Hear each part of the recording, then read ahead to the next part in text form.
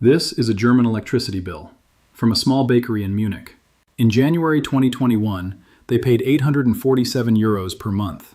In January 2023, after Nord Stream was destroyed and Russian gas stopped flowing, they paid €4,200 per month. The same ovens, the same hours, the same bread, 5 times the cost. The bakery survived by raising prices, cutting staff, and watching customers disappear. Thousands of German businesses weren't so lucky. BASF, the world's largest chemical company, shuttered production lines and announced permanent relocation to China. Steel mills went cold. Glass factories closed.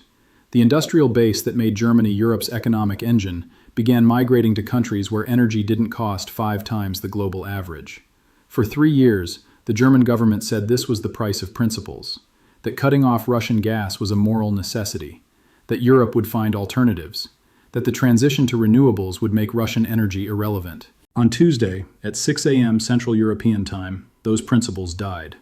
The German Ministry of Economic Affairs published a 3-page regulatory notice authorizing the resumption of Russian natural gas imports through the Turkstream pipeline.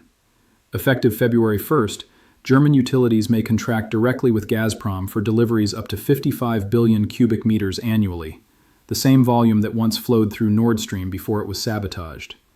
No parliamentary vote, no public debate, no consultation with EU partners. Just a regulatory notice at 6 a.m. on a Tuesday that reverses 3 years of stated policy in 3 pages. Within 4 hours, the euro fell from $1.08 to $1.02 against the dollar. 6 cents. The largest single-day currency move in the Eurozone's history. This is not about Germany buying gas. This is about Europe's largest economy admitting that its entire energy strategy was a catastrophic failure, and markets pricing in what that admission means for everything built on top of it. Here's what they're not telling you. Germany's decision to cut off Russian gas was never primarily about Ukraine. It was about America, about aligning with Washington's strategy to isolate Russia economically, about demonstrating alliance loyalty at a moment when NATO unity seemed essential. The cost of that loyalty was supposed to be temporary. Germany would source LNG from the United States. They would accelerate renewable build-out. They would reduce industrial energy intensity through efficiency gains. The pain would last 2 winters, maybe 3. Then the new system would be in place, and Russian leverage over European energy would be permanently broken. None of that happened. American LNG costs 40% more than Russian pipeline gas, even after transport subsidies. The molecules are identical, but the liquefaction, shipping, and regasification add costs that pipelines don't have. Germany built LNG terminals at emergency speed, 5 new facilities in 18 months, but every cubic meter that flows through them costs more than what Russia offered. Renewable build-out hit physical limits. Germany added 15 gigawatts of solar capacity in 2024, but solar doesn't heat homes in January. Wind capacity grew 8%, but German winters are often still and cold simultaneously. The fantasy that renewables could replace baseload gas generation collided with atmospheric physics. Industrial demand didn't decline through efficiency. It declined through destruction. Companies didn't become more efficient, they left. German industrial production has fallen 18% since 2022, not because factories use less energy, but because factories stopped operating. BASF alone represented 4% of German GDP. Their partial relocation to Zhanjiang, China, represents a permanent transfer of industrial capacity that will never return.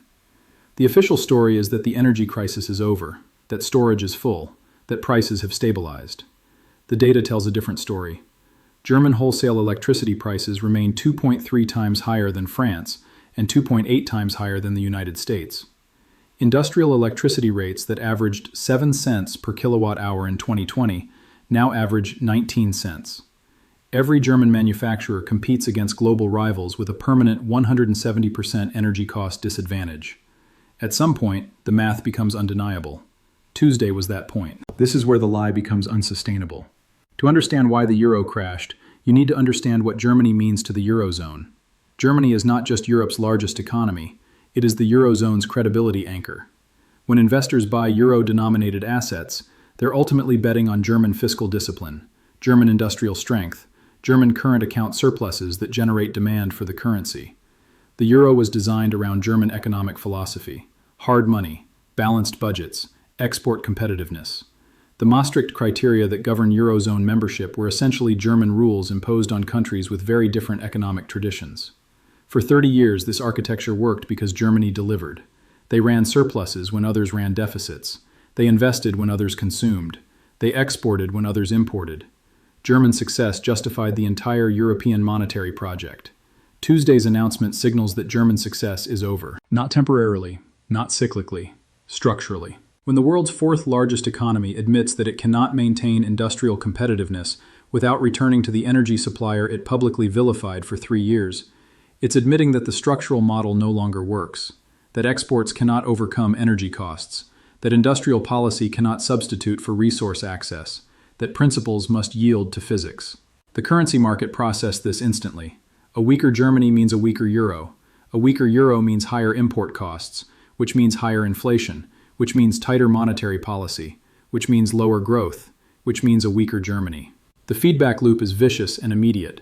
At 7:15 a.m. Frankfurt time, the European Central Bank issued an emergency statement that it was monitoring currency developments closely.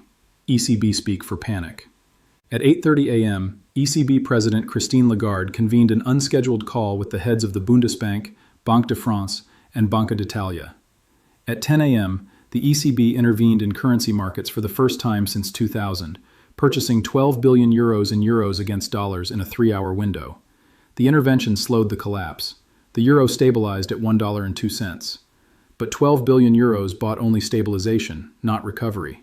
The ECB's foreign exchange reserves total 500 billion euros. At the rate they spent Tuesday morning, they could sustain intervention for 6 weeks before exhausting ammunition. Markets know this math. The euro closed Tuesday at $1.03, still down 5 cents, still the largest daily decline on record. The intervention bought time. It didn't change the reality that prompted the selling. When nations reverse policy this dramatically, they're not adjusting, they're surrendering. The political implications of Tuesday's announcement extend far beyond energy markets. For 3 years, the German government told its citizens that energy sacrifice was noble, that high prices were the cost of standing against Russian aggression, that Germany would emerge stronger, more independent, more aligned with Western values. Chancellor Olaf Scholz built his coalition on this narrative. The Greens accepted nuclear plant closures because Russian gas would be replaced by renewables, not atoms. The FDP accepted industrial subsidies because they were temporary bridges to a new energy paradigm.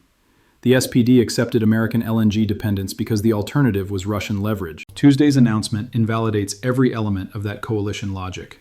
Russian gas is returning. The sacrifice was not noble, it was pointless.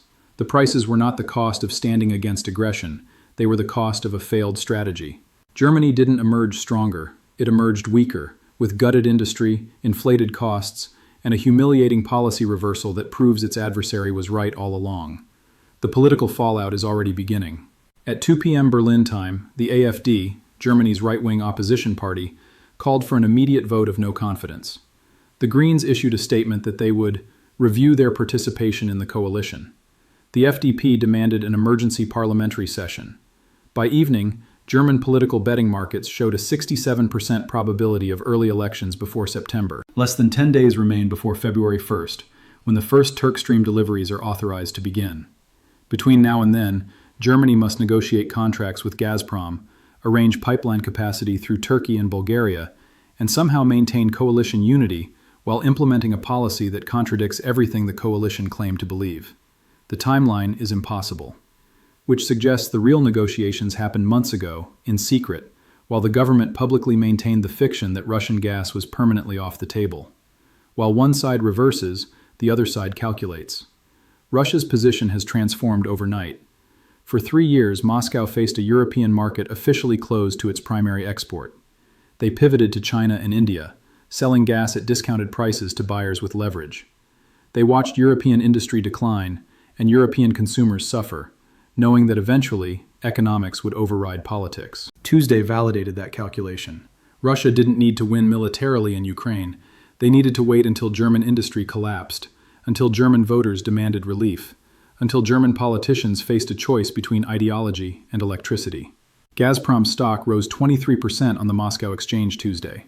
Not because the gas contract is profitable, the terms haven't been disclosed, but because the reversal demonstrates Russian leverage that no military victory could achieve. Germany, the leader of European Russia policy, just surrendered economically. The message to every other European country is unmistakable. Resistance has a cost that Russia can outlast. Poland is already demanding an emergency EU summit. The Baltic states have recalled ambassadors for consultations. France, which generates 70% of its electricity from nuclear plants and never shared Germany's energy vulnerability, is furious at a unilateral decision that undermines 3 years of collective European positioning. The EU was supposed to speak with one voice on Russia. Tuesday, Germany spoke with its own voice, and that voice said survival matters more than solidarity. This is what a system looks like when reality overrides narrative. The European project was built on the assumption that economic integration would make national interest calculations obsolete, that shared currency would create shared destiny, that Germany's interests and Europe's interests were identical. Tuesday proved they're not. Germany chose German industry over European unity, German jobs over Baltic security, German competitiveness over Polish principles. When the choice became stark enough, national interest won. The euro's crash reflects that revelation. A currency union, where the anchor country will defect when costs get high enough, is not a currency union, it's a fair weather arrangement. Investors are repricing every assumption about European cohesion, European policy coordination, European reliability as an economic bloc. Some will see Tuesday's announcement as pragmatism, as a necessary correction to idealistic energy policy, as proof that Germany's leaders can adapt when circumstances require. These are the same voices that said Nord Stream's destruction would free Europe from Russian leverage, that said American LNG would be sufficient, that said industrial decline was a temporary adjustment. The voices are always confident. The electricity bills tell a different story. Others will see what Tuesday actually means.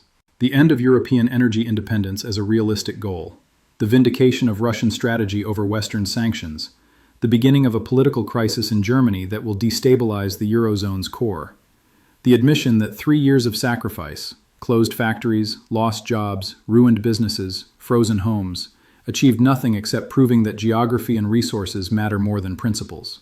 The informed are not celebrating cheap gas returning to Germany. They're recognizing what the return costs: credibility, unity. The narrative that held Europe together through a crisis that now appears entirely self-inflicted. This is not financial advice. This is not a recommendation to short the euro or buy Russian assets or take any position based on Tuesday's events. This is simply an observation about what happens when a nation discovers that its energy strategy was a catastrophe and its allies cannot save it. Germany chose to cut off Russian gas to demonstrate resolve. They discovered that resolve doesn't heat homes, doesn't power factories, doesn't keep bakeries open in Munich. They discovered that principles are expensive and that eventually someone has to pay the bill. Tuesday, they stopped paying. The gas will flow again, the ovens will heat again, the bakery might survive. But the euro fell 6 cents in 4 hours. The coalition is fracturing. The EU is in crisis. And everyone now knows that when German interests conflict with European unity, Germany chooses Germany. That's the price of Tuesday's announcement.